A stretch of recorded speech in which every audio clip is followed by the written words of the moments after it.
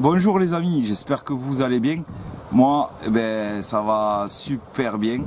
Donc on se retrouve aujourd'hui, comme je vous avais promis, cette saison, on va se retrouver donc au potager. Et on suivra un peu l'évolution de ce potager qui va partir de zéro, puisque je vais le faire sur un autre terrain que j'ai cultivé uniquement l'année dernière. Donc je vais partir sur le principe de la culture en lasagne cette année, donc un principe de permaculture où on fait des couches d'azote, de carbone, etc. J'avais fait une vidéo, mais j'ai vu qu'il y avait quelques erreurs, donc je l'ai supprimée et je vous filmerai. Je vais attaquer les travaux là, donc ce week-end. Et je vais filmer tout ça et je vous montrerai comment je vais donc procéder. Alors, donc cette saison, je vous ferai des guides comme je faisais jusqu'à présent, bien sûr, hein, mais on va suivre ensemble l'évolution d'un jardin potager familial. Donc, aujourd'hui, on se retrouve pour la première vidéo de la saison. Ça va être, je vais vous montrer comment faire des semis de poivrons, d'aubergines, pour ceux qui veulent le piment. Alors ces semis-là, je les fais maintenant à cette période, tout simplement pour la bonne raison que ce sont des plantes, donc poivrons, piment, poivron et piment c'est la même espèce, et aubergines, ce sont des plantes qui mettent longtemps à se développer. Donc je vais les semer maintenant et je mettrai tout ça au chaud jusqu'à ce que les plants ont développé 4 ou 5 vraies feuilles. Je les laisserai dans la barquette et ensuite je les repiquerai en godets individuels chacun, que je viendrai placer à l'extérieur en serre froide jusqu'à moi je les mettrai en pleine terre début mai, mais en général on attend la mi-mai. Donc voilà, ce sont des plantes qui sont longues à se développer, donc il vaut mieux anticiper pour pas perdre trop de temps par la suite. Après, pour tout ce qui concerne le reste, concombre, tomates, tout ça, je vais attaquer les semis à partir de la mi-mars. Et pour tout ce qui est courge, j'attendrai même presque fin mars, début avril. Tout simplement parce que pour la tomate, par exemple, un plant de tomate, il faut compter 6 semaines entre le semis et le moment où on peut le repiquer en pleine terre. C'est 6 semaines, c'est l'idéal. Si vous le laissez trop longtemps dans des godets individuels, il risque de mal supporter le repiquage et de rentrer en repos végétatif entre guillemets, et au final vous allez perdre, il va mettre plus de temps à repartir que si vous l'aviez semé directement en pleine terre. Donc pour les tomates, je vais attendre mi-mars, et pour les courges c'est pareil, j'ai déjà fait le test quelques années.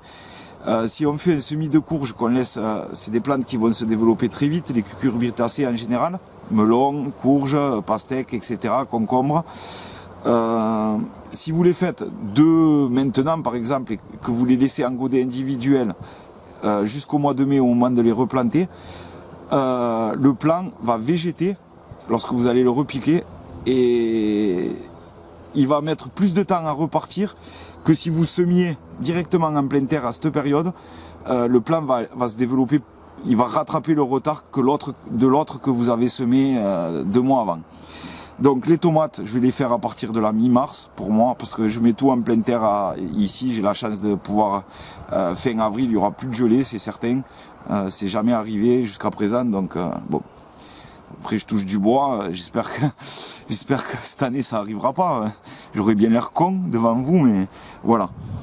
Donc c'était un peu pour la petite introduction. Et donc là maintenant, donc je modifie, je vous mets la caméra sur la barquette de la mini-serre où je vais faire les semis et je vais vous expliquer un peu le procédé. Donc voilà, on se retrouve dans le bac dans lequel je vais faire donc mes semis de poivrons. Donc au niveau des variétés, voilà ce que je vais semer: du poivron Corno di Toro Rosso, Giallo, donc celui-là c'est du poivron jaune. Le même Corno di Toro mais Rosso, donc en poivron rouge. Je vais mettre du poivron Italian Red Marconi, qui est un très bon poivron également. Du poivron chocolat pour l'originalité, il est très doux, très sucré, c'est un poivron qui va devenir marron à maturité. Et du poivron YOLO Wonder. Alors je vous montre ça, je ne sais pas si ça va être à l'endroit à la caméra, mais bon, oui, normalement oui. Donc voilà, 5 variétés de poivrons pour mélanger un peu les couleurs et les formes. Alors j'en profite pour vous dire que c'est du bio que je sais, mais toutes ces variétés sont disponibles sur mon site pour ceux que ça intéresse. Vous êtes nombreux déjà à avoir commandé et je vous en remercie, et j'espère que quand vous aurez fait vos semis et que vous me laisserez des commentaires sur la qualité des graines dès que vous en aurez. Donc voilà, on se retrouve là sur ma barquette de semis. Alors vous voyez que j'ai déjà un peu rempli, c'est pas du terreau, c'est pas de la terre ni quoi que ce soit. Donc là ce que j'ai fait, c'est que j'y ai mis des copeaux de bois sur la moitié de la barquette, et c'est comme le principe de la culture en lasagne en fait, et je vais venir, vous voyez, je viens d'en ramasser un peu, je vais encore en rajouter un peu de l'herbe que je mets en petits morceaux. Voilà, donc les copeaux de bois, on l'a déjà vu, c'est du carbone. L'herbe, c'est de l'azote. Donc je mets de l'herbe, vous voyez, tout ça. J'essaye de les faire assez petits quand même pour que ça agisse rapidement. Alors il y a un peu de vent, j'espère que c'est pas trop dérangeant au niveau de la caméra pour le son surtout, parce que j'ai pas de retour là, je vous fais la vidéo sans retour, donc j'espère que ça va pas être trop gênant. Donc voilà, alors je vous explique. J'y ai mis du copeau, j'y ai mis une petite couche d'herbe. Tout ça, je vais maintenant l'arroser avec de l'eau à température ambiante. J'ai pris de l'eau à 25-28 degrés à peu près. Donc je l'imbibe bien tout ça. Voilà. Donc pourquoi? Alors ça, en fait, ça va créer une couche chaude. En gros. Tout simplement, le fait de mélanger du verre, de la matière azotée avec de la matière carbonée, ça va se composter, ça va monter en température. Et donc ça va chauffer le terreau à semis que je vais mettre par-dessus. Alors ici là, vous voyez, j'ai mis un petit tube. Et je l'ai fait reposer au fond de la barquette. En fait, je vais venir arroser avec de l'eau à température ambiante. Je viendrai remplir ce tube. Et vu qu'en dessous c'est du copeau, qu'il y a du vide, quoi, hein, il y a pas mal de trous d'air. Donc l'eau que je vais mettre ici va bien se répartir partout dans la barquette, et par capillarité ça va remonter et ça viendra m'arroser tout mon terreau uniformément. Alors pour pas que comment dire, que le terreau se mélange avec tout ça et que l'eau ne puisse pas pénétrer ensuite, donc je vais mettre une couche de carton. Comme ça je vais venir y poser, bon, je les ai déjà découpés, je mets une couche de carton. Donc là il va me rester à peu près 2-3 cm pour mettre mon terreau, mais c'est largement suffisant pour les semis, puisque par la suite, comme je vous l'ai dit, à peu près ça va correspondre à mi-mars, je viendrai les repiquer en godets individuels chaque plant. Donc voilà, j'ai prédécoupé un carton pour laisser le vide. Là j'ai pas mis un ras du tuyau, comme ça je verrai que quand l'eau arrive à ce niveau là, quand je verrai l'eau ici, elle va imbiber, ça voudra dire qu'elle va imbiber le carton, et le carton lui va venir imbiber le terreau que j'ai mis dessus, que je vais venir mettre dessus. Donc là pareil, je commence à bien imbiber de nouveau. Alors par contre il y a quelque chose que j'avais pas prévu, vous le voyez pas à la caméra, c'est que j'ai un léger trou au fond de ma mini-serre, au fond de ma barquette, et faudra que j'arrose dans l'évier, puisqu'en fait là c'est en train de me couler sur la jambe. Donc voilà. Donc voilà. Alors là j'ai mis mon carton, je l'ai imbibé d'eau. Maintenant ce qu'on va faire, c'est je prends un terreau à semis. Alors l'avantage de cette technique que je vous ai montré, c'est que j'ai rempli la moitié de la barquette quand même avec du copeau de bois et de l'herbe. Au prix que ça vaut le terreau à semis, c'est pas négligeable. C'est dommage de remplir une barquette, surtout que bon, moi je trouve que ça, il y en aura largement assez. le carton il va se dégrader de toute façon. Au fil du temps, et les racines, si jamais elles ont besoin, elles vont pouvoir venir passer à travers largement. Donc on remplit de terreau.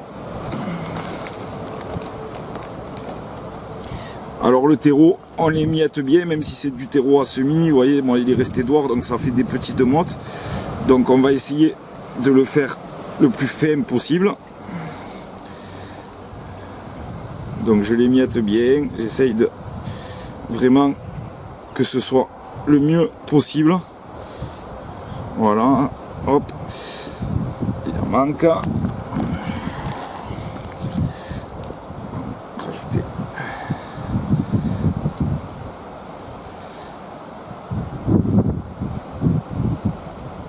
Donc cette année je le fais un peu plus tôt que les autres années parce que j'ai remarqué que c'est des plantes assez longues à se développer, hein, même en les plaçant au chaud en intérieur, je vous l'ai dit, c'est assez long. Donc cette année, ben, j'anticipe un peu. Je vais en refaire au cas où dans mi-avril, on ne sait jamais, voir comment, on ne sait jamais pour avoir une solution de rattrapage au cas où, mais là je pense que c'est vraiment le bon moment pour le faire. Certains ont dû le faire déjà, hein, je vous apprends rien. Donc là je tasse bien au fur et à mesure pour pouvoir rajouter à chaque fois la quantité. Essayer vraiment que ce soit uniforme.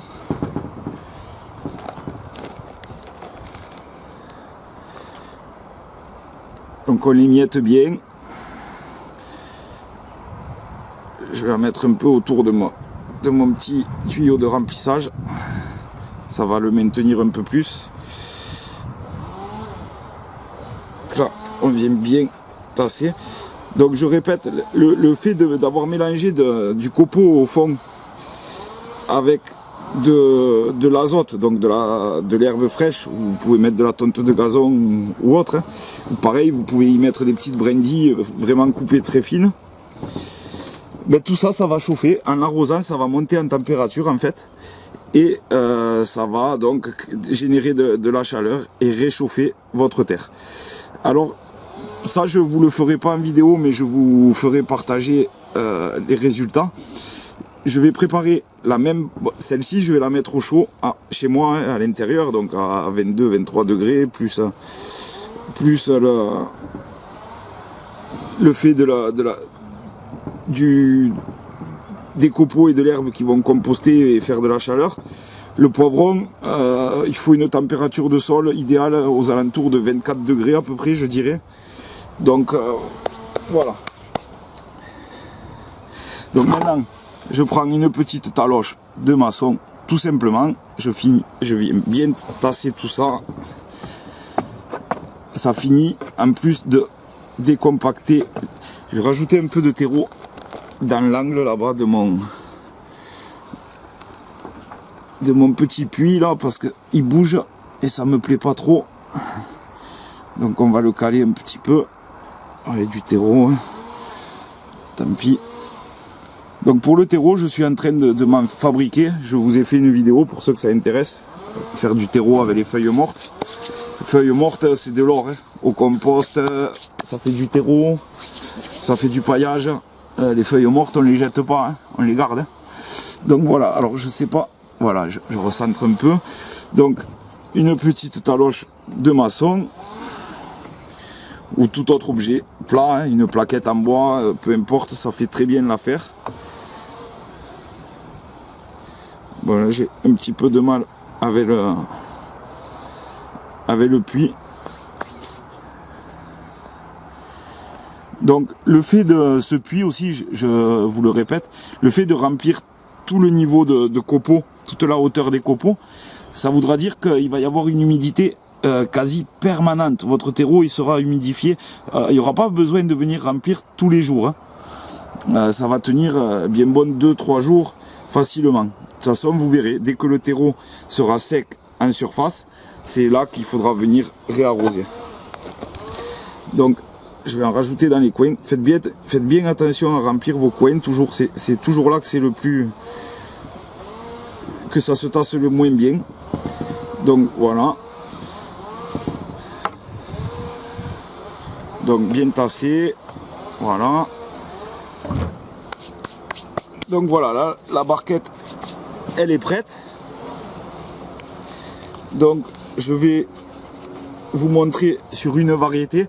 Donc ça, c'est les sachets que je vous fais. J'achète des gros grammages et je vous fais des petits sachets comme ça en pochette craft. Je vous mets les graines dans un zip et je vous fais ce genre de sachet. Donc je vais le faire pour cette variété. J'ai 3 ou 4 graines dedans. Je vais en mettre seulement, je vais pas en mettre beaucoup. Je vous montre comment je fais et puis je termine hors caméra et je vous montre le résultat à la fin. Et voilà.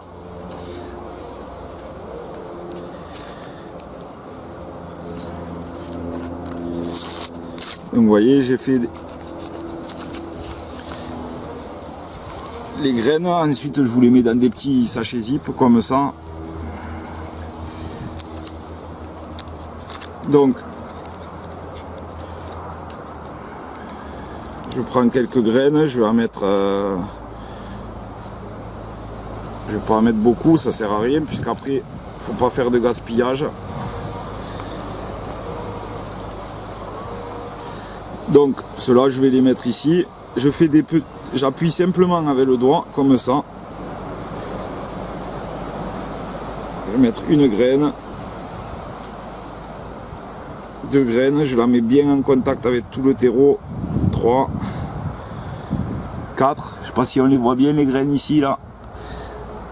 J'appuie simplement avec le doigt. Voilà. Moi, je vais finir de mettre celle que j'ai dans la main à côté. Voilà.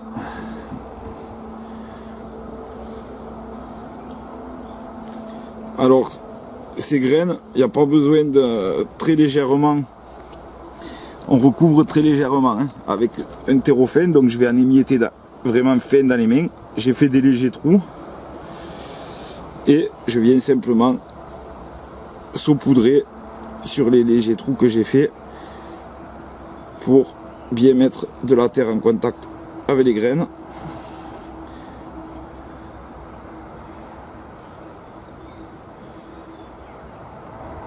Et un bout de bois.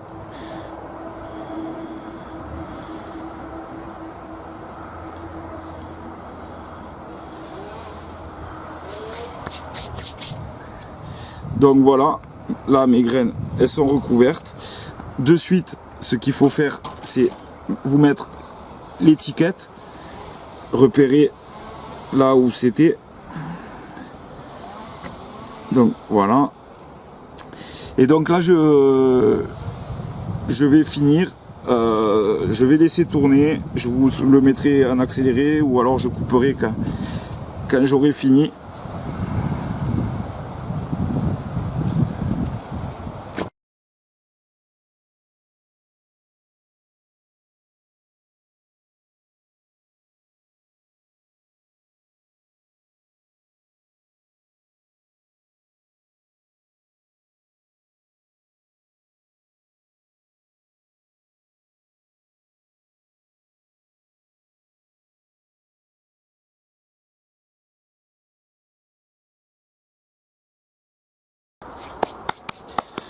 Donc voilà les amis, j'ai fini de faire les semis.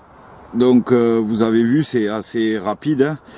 Hein. Donc 5 variétés différentes: poivron chocolat, poivron Yellow Wonder, Italian Red Marconi, poivron rouge, du poivron Corno di Toro Rosso et du poivron Corno di Toro Giallo, qui est un poivron jaune et l'autre est rouge. Donc voilà, donc je vous répète que toutes ces variétés sont disponibles sur mon site en bio. Donc vous pouvez encore les semer jusqu'à mi-février facilement, mais n'attendez pas trop parce qu'après vous allez perdre, vous allez retarder un peu l'apparition des fruits, donc vous les aurez plus tard dans la saison. Vraiment c'est des plantes qui sont assez longues. Donc là maintenant, pour finir, je vais vous montrer le système. Donc je ne sais pas si on verra bien l'humidité de la terre. Le terreau est humide déjà partiellement, mais je vais vous montrer. Je remplis. Je ne sais pas si vous voyez. Je vais faire. Donc voilà. Donc Donc vous voyez, je vais remplir par ici.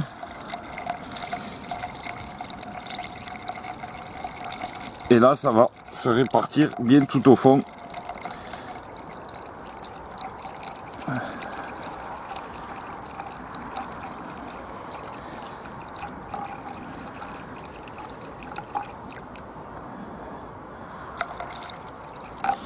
Voilà, là j'ai l'eau qui coule par le petit trou qui est tout au bout. Je m'en fous de partout d'ailleurs. J'ai un petit trou à ce niveau-là, là au fond. Le bac est cassé, donc j'ai l'eau qui y est arrivée. Normalement, je vais essayer de le réparer parce que normalement, il faudrait que ce soit pas troué. Mais bon, là déjà, le fait que l'eau est circulée jusqu'à là, ça veut dire que mes copeaux et mon herbe sont déjà bien imbibés. Et donc, l'humidité va remonter en surface. Grâce à par capillarité en fait, tout simplement. Donc maintenant ce que je vais faire, c'est que je vais remettre le capot de la mini-serre. Voilà. Et là, si vous avez une mini-serre, vous voyez, il y a des ouvertures. Donc je vais laisser fermer jusqu'à ce que les semis lèvent. Pour bien que l'humidité ça condense dans la serre là avec la chaleur et tout, je vais placer cette serre au chaud en intérieur. Une fois que les plants auront commencé à lever, je viendrai ouvrir les aérations qu'il y a sur le dessus. Voilà. Et d'ici normalement je dirais mi-mars, troisième semaine de mars, quand ils auront bien levé, qu'ils auront développé 2-3 vraies feuilles, je viendrai les mettre en godets individuels. Et ces godets, je les placerai par contre en serre froide, en extérieur. Une fois que ça a levé, il n'y aura aucun souci, normalement. Alors je ne sais pas si je vous en ai parlé tout à l'heure, mais pour l'expérience, je vais vous refaire le même. Hop, voilà. C'est un peu coupé, excusez-moi. Voilà. Alors pour l'expérience, je vais refaire la même chose pour voir si ça fonctionne en le plaçant directement dans une mini-serre en serre froide. Sachant que les graines de poivron ont besoin de 24 degrés, un sol à 24 degrés à peu près pour germer. On va voir si le fait d'avoir mis des copeaux et de l'herbe, ça permet de chauffer assez la terre, même en le laissant en extérieur. Alors qu'en ce moment là on a des nuits à 2 degrés. Bon, chez nous c'est peut-être faisable, après selon où vous habitez ce sera impossible même comme ça. Mais je pense qu'en mettant la même chose, une mini-serre dans une serre froide, avec les copeaux et l'herbe, je pense que ça va lever sans aucun... Peut-être plus... Ce sera peut-être un peu plus lent, mais je pense que ça va lever sans souci. Donc voilà, c'est tout pour cette vidéo. J'espère qu'elle vous aura plu. Je vous répète que vous pouvez trouver les graines pour ceux que ça intéresse en bio sur mon site. Donc n'hésitez pas à aller faire un tour. Et je vous dis à très vite pour une prochaine vidéo qui va arriver rapidement sur une association que je vais faire dans le bac de permaculture que vous avez vu dans la dernière vidéo. Un ensemble d'associations qui a l'air intéressant et que je vais tester pour la première année, même si ça fait déjà longtemps que je le connaissais. Je vais le faire pour la première année. Donc je vous montrerai les plans, je vous expliquerai le pourquoi du comment. Voilà, ceci étant dit, je vous dis à très vite pour la prochaine vidéo et à bientôt sur le site pour ceux qui vont commander des graines. A plus.